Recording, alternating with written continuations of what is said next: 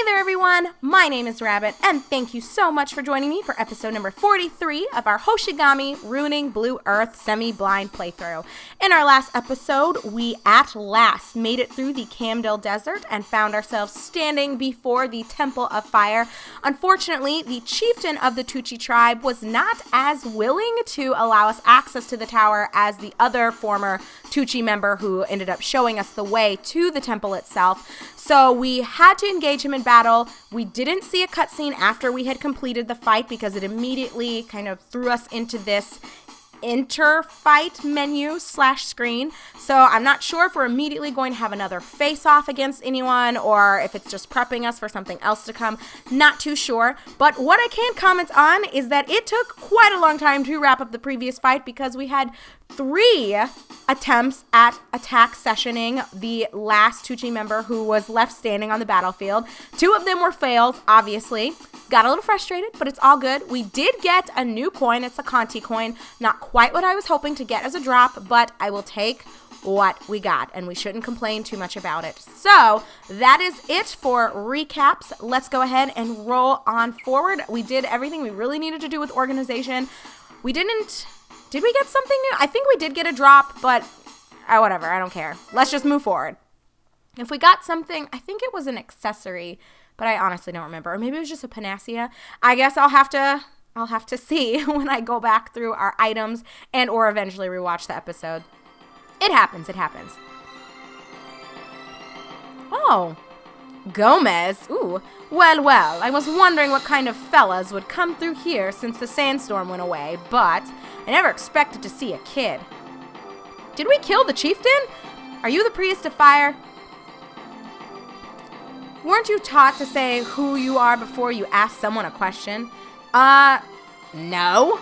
My apologies. My name is Faz, and I am from Nightweld. We have come to conduct an assault on the Valamian Empire by the order of King Zelston of Gerald. But we're not here to hurt innocent people. I deeply apologize for hurting the Tucci tribesmen that challenged us on our way here. That is why I am not here to force you to side with us. Instead, I would like to ask that you remain neutral and do not side with Valame either. Oh, he's thinking about it. Now, allow me to ask you once more. Are you the priest of fire? Actually, fuck Gomes. Even if he is recruitable, I don't really care that much. Ha ha ha ha ha. You've got to be kidding. This is Valamian territory. To us, you people are nothing more than invaders. If you really want to know if I'm a priest of fire or not, find out by defeating me. Come on. Please listen to me. As I said earlier, we're not here to fight you. Valame is sending troops to seize control of the Ixian ruins, like this temple. As a matter of fact, the Temple of Water in Gerald was attacked just recently. I heard this area was a self-governing state before it was requisitioned by Valame. There's no doubt that they will attack here again. And if that happens, even more people will suffer. All right. If you can beat me, I'll listen to your story. Gomes, come on. Why can't you trust me? God damn it. So there was another fight that was pending. At least I guess we got a little bit of insight into Gomez's character. I don't know how I feel about him though, but okay. So this is going to be the real deal. As usual, we'll see if we can find sparkly shit, defeat Gomes. Depending on what he's got, we might have another session in tow. But I wonder, you know what I could probably start doing? If all that's left is just to string together the session, I probably could very easily... Fuck you, Romleth. Alright, let me get people on the field before I worry too much about anything else. Okay, I probably could just cut everything and just be like, okay, we've got one person up. This is what he's got. I'll bring you guys back when we're starting the session. And then I can do all the setup and all that bullshit. Because I can't really talk about nonsense even while I'm doing it. So might as well spare you guys. We'll see what he's got. First order of business. Sparklies. 1 is identified. Where's number 2? In before. God damn it. Okay. So it is tile number 3 from the back, left-hand side. And it's in front of this. So this is a job for Sulfados. And I just have to defeat Gomes in order to end this. So let me try to kill these schmoes. Actually, can I go back a little bit more? Ooh, I'm so close to being able. I'm going to move Sulfatos forward one more. Let's see if we can get more of a bang for our buck. Wow. Well, that did not work out quite as I planned. It'll be fine. Gomes, please do not come forward because I really don't want to kill you. Oh, he's hopping around. Let's see what he's got going on. Oh, he's an Amu worshiper. He's got Vilas, knife that cuts through time and space. Immobility, 10% chance. Winged boots, jump +1. Hey, that's pretty good. Oh, he doesn't have. Okay, there we go. Yep, no coins. That actually makes me feel pretty good, except I don't want him getting too close to anyone on my team. That'd be pretty bad. Terror. Can I terrorize? Ugh, maybe I shouldn't worry about it. It sucks a little bit. Why is your HP low? I guess it didn't let me heal after what happened in the last episode. So, I will take this as an opportunity, actually, to get some healing done. Think that'll be good. That might be all I can really do right now with Elena and Leia. Because I especially don't want Elena physically attacking someone and breaking their weapon. I did chat with you guys a bit about that in our last episode. Holy crap, 51 XP. That's what I was talking about and what I was looking forward to getting. Okay, perfect. I'll move Krista up 1. And then I think having Leia heal. Maybe I'll have, actually, I might have Medalev do some damage. Let's see. This is going to fuck up a lot of people, so we're going to go with it. Anyway, I think having Leia go ahead and heal Faz will do a lot for her XP, so we'll just kind of bank on that. Let's get rid of all these scrubs. See you later. Yeah, no devotion for Medalev here. He's already in pretty good with Ima. So I will just cautiously move some of these other folks forward.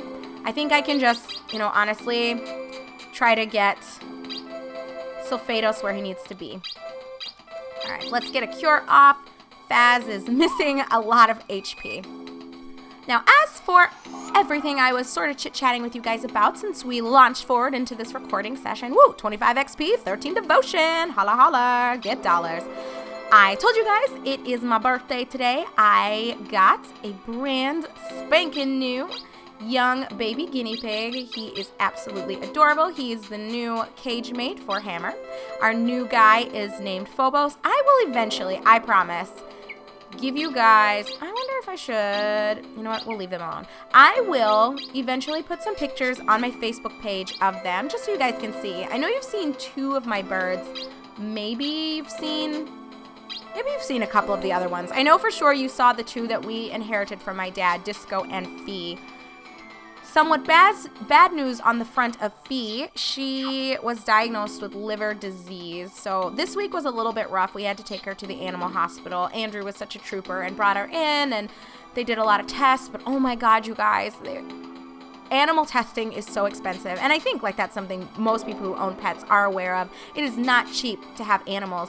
But it feels bad, let me tell you, when the pet that you have is only maybe, they're collectively worth, in order to get a new one, like $50 to $75. But holy crap, the cost of running all the tests and just the medication even, I think everything total is coming out to about $500 that we're spending on Fee for her liver disease, which, don't get me wrong, it's definitely, oh shit, I can't cast it again. Oh no, it's fine. You just chill. We'll move you forward one, and it'll be all good in the neighborhood. I will have her heal us up instead, just to make sure things are good. With this crew over here, not wanting anyone to die or even come relatively close to it. Not that I'm that afraid of it, but, just not to straddle that fence too hard. We don't really want to go there. But, yeah, Sophie, it's the actual testing and everything for her blood test, as well as, you know what, I will move you forward a little bit. I think that'll be fine. Her blood test, as well as they did a CT scan to look at some things. Yeah, that was $410, and then all of her medications are coming up to a little under $100. And then on top of that, we're going to have to buy a specific new food for her because she's going to have a new diet. And now we're going to have to give her certain medicines, and it's just going to be a process. But I know how much these animals meant to my dad, so I don't want to just not do what I can to make sure that she has the best quality of life. I don't know. I think if you're going to have pets, you need to be willing to spend the money to properly care for them. That's kind of what it comes down to. And I know it sounds insane. I was telling one of the girls at work that we spent all of this money. We'll just say $500, even though it's ultimately going to come out to be more than that by the end of this month, everything that we'll be putting into her and like follow-up tests and stuff like that. But I was telling them about all of this, and they were like, what the fuck? Like, you can go buy a brand new one from a breeder for less than $100. Like, why would you spend like quadruple that, quintuple of that for this animal? And I'm like, you guys, it was my dad's bird and he loved her so incredibly much. Like, how could I not take care of her, and how can I not put forth the cash that's needed? So it's unfortunate because that's going to mean a lot of extra budgeting on our behalf. Like this, guys, it was not a small sacrifice to do all of this for her. So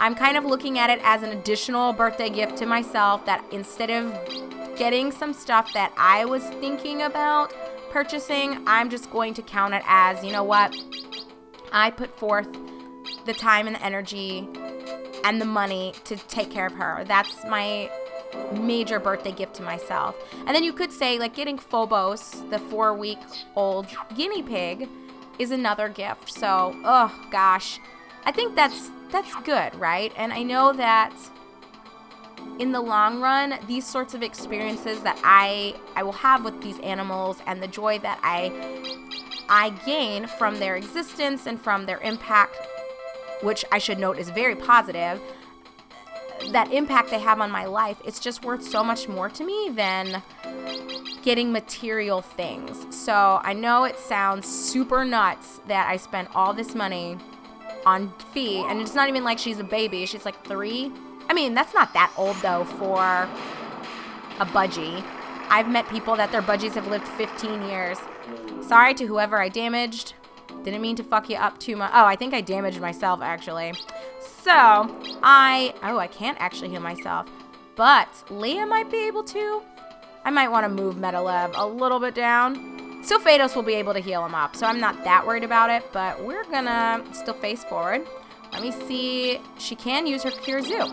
So that's another, great opportunity to get some more XP into her. So even though I'm kind of keeping Elena and Leia out of the fight, I still think they're able to get a decent chunk of XP from this. So not going to worry too much about it. Hopefully they'll be a bit more useful later on, but I don't feel comfortable thrusting them too deep into this entire mess. Not yet. Not fucking yet. I think I will, though, as soon as Faz gets what I'm looking for. Oh, man, if he became immobile, that would have sucked. That would have sucked so hard. I'm just going to have you hang out here for a little bit. We'll get this. Beautiful. And so Phaedos will go ahead and kill this guy. We'll move it back, just so no one else is getting damaged by the spell. But yes, anyway. So to wrap up what I'm saying, even though today has been pretty good, I mean, it's still super early as I'm recording this, so my birthday really hasn't gotten started, but I think today will be fairly chill, which is needed because the week itself was kind of a hot mess with Fee needing to go to the hospital, spending all this money on her. You know, yesterday was exciting because immediately after work, I did take half a day of PTO so that I could leave early to be with Andrew and do the things that we kind of wanted to work on and focus on, which included getting my baby, Phobos. So yesterday was a wonderful day, and I think that things in the next 2 to 3 weeks will even out. So even though earlier this week was incredibly chaotic with Fee's health issues, I think ultimately it'll all be good and everyone's gonna feel great and there will be no tears. It'll be awesome. And I think Fee will be okay. I'm hoping. They said there is a chance that she could die. She does have liver disease. But, the medications that we're giving her, hopefully they're going to help out a little bit. The liver does regenerate itself, but hers is in pretty bad shape. So not an ideal situation. However, we did catch it early. I'm one of those pet owners that I'm always in my pet's business every single morning. I actually have a bit of a routine. The mornings I spend a lot of time with my birds because I tend to sing and dance while I'm getting dressed in the morning. I know, I'm such a loser, you guys. Don't judge me too much for this. So I go into the back and I put on music and I hang out with all of our budgies. So, we kind of do our thing, we talk, and I don't know, sometimes I just tell them about my day, my expectations, things that I'm a little stressed about that I know will be coming up in the next week, and they'll just chirp and chatter, and they listen to me, and I'm sure they don't give a fuck what I'm talking about, but it's still a bonding experience for me and them, and it makes them, I'm sure, feel good that I'm back there, sometimes dancing or singing along to whatever I've got playing off my iPod as I'm getting dressed. So that's kind of my routine with them. Every morning I get ready with them. And then the evenings I tend to do more with oh God, let me not fuck up fast. Okay, I guess I need to, Jesus Christ, how far back do I need to move this? Well, we're not going to get here? No, what the fuck? Okay, that's what I needed to put it right on him. In the evenings, I tend to focus more on the guinea pigs, and that is when I do their deep cage cleanings. Not the deep ones. That's once a week where I change up all of their fleece and all that other fun stuff. But I go through and I sweep everything. I vacuum and spot clean, make sure they have enough water and all that good stuff. And then that's when I usually tell them how my day went. So each of the animals gets kind of a different perspective on what's going to be coming up with me. And I'm sure, again, they don't probably give a flying fuck, and they're like, okay, Mom, whatever, just feed us, or, just give us a little bit of attention and snuggles, but we don't really want to hear you talking for an hour and a half, but I do it anyway, and I think it works for me. I just adore them, and they bring me so much joy, and I love my guinea pigs, and I love my birds. They're just amazing, and I honestly would spend, as long as I have the money for it, I would rather spend money on my animals than on myself, which I know sounds nuts. And like I said, I had a coworker when I told them on Friday how much we spent on Wednesday night, I think it was Thursday, when we took Fee to the hospital and got a lot of her testing done and meds ordered and things like that. Anyhow, they thought I was bonkers, and they're like, what? You could have bought yourself insert whatever, but you spent it on your bird? And it's not even your bird, it's your dad's bird. I'm like, come on, you guys. It's still so important to me, and I think, I don't know, I would feel like a horrible person if I opted to not try to take care of Fee, and she died, and I would feel like my dad would be so disappointed in me. And I know that sounds dumb because, he's gone, and of course he would value my financial stability more than keeping alive his birds, but at the same time, I know how much he loved them, and he entrusted them with us. There's a reason he left them to us and not anybody else. It's because he knew that I would take care of them and that I would value their lives in the same capacity that he did. And I think also for me, it's especially emotional because this is my first birthday without my dad, which is so sad because it's I know in a couple of episodes ago, I was telling you guys how weird it is to say that I'm 29 because I feel so young on the inside, and 29 is not old. So don't let anyone make you feel like, being 35, even fucking being 40 is not old. It's a state of mind, and you're only honestly as old as you feel, and it's all about your attitude and blah, blah, blah. I know a lot of people say that, but I truly am of the mindset that it's all just a number. And yes, there are things that come with aging that you can't control, like your health kind of declining and all of those other factors that kind of come into play. But at the end of the day, you still have, as long as you have your sound mind and you're mostly in a decent state of health, you tend to exercise and you don't eat bullshit all the time, I think it's important to focus on your mental health and not so much on just what number is attributed to who you are. So, like, yeah, it's weird to say that I'm... Oh, hang on. Let me move this here. Is this going to fuck me up, though? It is going to fuck me up. Let me move her back one. And let's see if we can still cast it. God damn it. This game fucks with me so hard. So yeah, anyway, I think, like, instead of people worrying so much about the superficial number, like, oh God, I'm 30, or oh God, I'm whatever, like, how do you feel? How do you act? Are you a good person? Do you take good care of yourself, at least to the point where you're getting out, you're being a good human being, you're contributing to your community, whichever community that is that you want to be a part of? Like, what are you doing to actually prolong your legacy and your impact in this world? I think those are the things people should think more about than just, oh my God, my hair's turning gray, or oh my God, my metabolism is slower, so I have a couple extra pounds.